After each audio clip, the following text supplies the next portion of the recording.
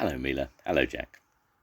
Hello everybody else who's watching, and welcome to Storytime with Grandad. Today's book is from Paddington Bear, and it is Paddington's Birthday Party. No one, not even Paddington, knew quite how old he was when he arrived at number 32 Windsor Gardens, so the Browns decided to start again and call him 1. Everyone agreed with Mrs. Bird when she said they ought to celebrate the occasion by holding a birthday party. Paddington had lots of presents, but his favourite one of all was a conjuring outfit from Mr. and Mrs. Brown. It came from Barkridge's, and it not only had a table and a large box for making things disappear, but there was a special magic wand and a book of instructions as well. Unfortunately, before he had time to try out any of the tricks, the guests began to arrive, and he hurried downstairs to greet them. His friend, Mr. Gruber, who kept an antique shop in the market, was the first to arrive, and he was closely followed by the Browns' bad-tempered neighbour, Mr. Curry. Mr. Gruber was always welcome, but Mr. Curry hadn't even been invited. "I bet he's only after the free tea," hissed Jonathan. Luckily, Mrs. Bird's teas were usually so ample there was more than enough for everyone, including uninvited guests. So even Mr. Curry had no cause to complain. In fact, everyone voted it the best tea they'd ever had. And Paddington himself was so full he had a job finding enough breath to blow out the candle. But at last he managed it without singeing his whiskers, and everyone clapped and wished him happy birthday. After tea, Paddington announced that he had a special surprise for everyone. Then he disappeared upstairs to his room in order to get ready for it, while Mrs. Brown and Mrs. Bird cleared away the tea things.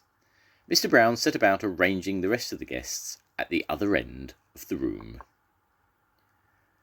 No sooner had everyone settled down than the door opened and Paddington reappeared, staggering under the weight of his magic outfit. "Ladies and gentlemen," he announced, when all was ready, "my next trick is impossible."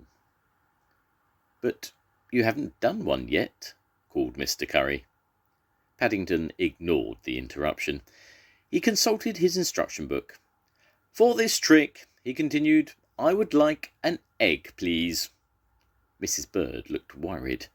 "Oh dear," she said. "Can't you use something else?" "No," said Paddington firmly. "It definitely says an egg. I'm going to turn it into a bunch of flowers," he added darkly, "if I can get my magic wand to work." Paddington held up the magic wand and began making some passes over it with his other paw. To everyone's astonishment, including his own, it suddenly went quite limp. "Quite good for a bear," said Mr. Curry, over the applause. "Of course, we all know it's joined by elastic in the middle, but quite good."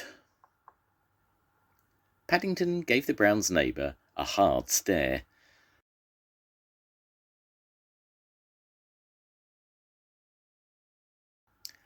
But luckily, Mrs. Bird came into the room at that moment carrying an egg. "Do be careful," she warned. "I had the carpet cleaned only last week." Paddington thanked Mrs. Bird and then placed the egg on his magic table and covered it with a handkerchief. "Now," he announced, "if you watch closely, you will see it turn into a bunch of flowers." "I'd sooner you turned it into an omelette," called Mr. Curry. "I'm getting hungry again." But Mr. Curry's words fell on deaf ears, for Paddington was much too busy getting ready for his trick. He appeared to be doing something behind the table. "I shall now say the magic word," he announced, tapping the mound under the handkerchief with his wand. "Abracadabra."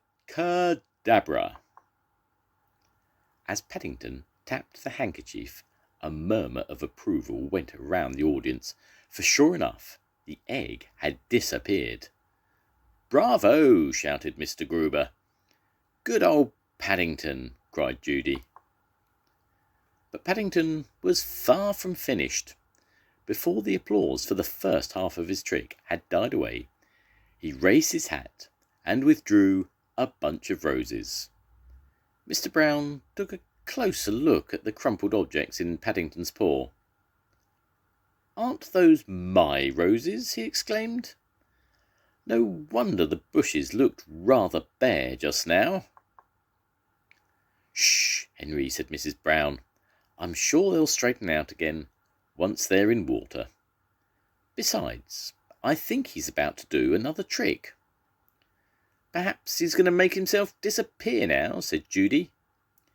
Everyone waited patiently for something to happen, but as the minutes ticked by, they looked more and more uneasy. "Do you think young Mr. Brown's all right in there?" asked Mr. Gruber at last. "No, I'm not," cried Paddington.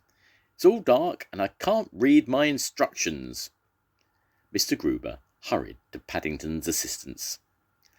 "If I were you," he said, as Paddington crawled out, "I would try something simpler next time." "Hear, hear," called Mr. Curry. "I didn't think much of that trick. I'd like to see something else." Paddington thanked his friend and then peered at the instruction book again. "There's a very good one here to do with a watch," he announced at last. At the mention of the word watch, everyone hastily pulled their cuffs down over their wrists. All, that is, except Mr. Curry, who had just spied a plate of sandwiches which had been overlooked. "You wanted to see another trick," said Mrs. Bird pointedly. "Now's your chance." "Very well," said Mr. Curry with ill grace. "But make sure you look after it, Bear. It's very valuable." Paddington placed Mr. Curry's watch on the table, covered it carefully with a handkerchief, and then picked up a large mallet. "This is a very good trick," he announced, as he hit the handkerchief several times as hard as he could. "It says so in the book. Now," continued Paddington, "I will lift up the corner of the handkerchief, so, and—" "Oh dear." "Oh dear?" bellowed Mr. Curry. "What do you mean, oh dear? What happened, Bear?" Out of the corner of his eye, Paddington caught sight of some ominous words in his book of instructions. "For this trick," it said, "it is necessary to use a dummy watch." "I think perhaps I forgot to say abracadabra, Mr. Curry," he faltered. "Abracadabra?" thundered Mr. Curry, as he stared at the remains of his watch. "Abracadabra? I'll give you abracadabra." That was a very valuable antique. It was shockproof, and it had 20 jewels. "Doesn't look very shockproof to me," said Mr. Brown. "And it certainly isn't valuable," said Mr. Gruber. "Old it may be, but it's not an antique. I remember selling it to you years ago, and you didn't pay me much for it then."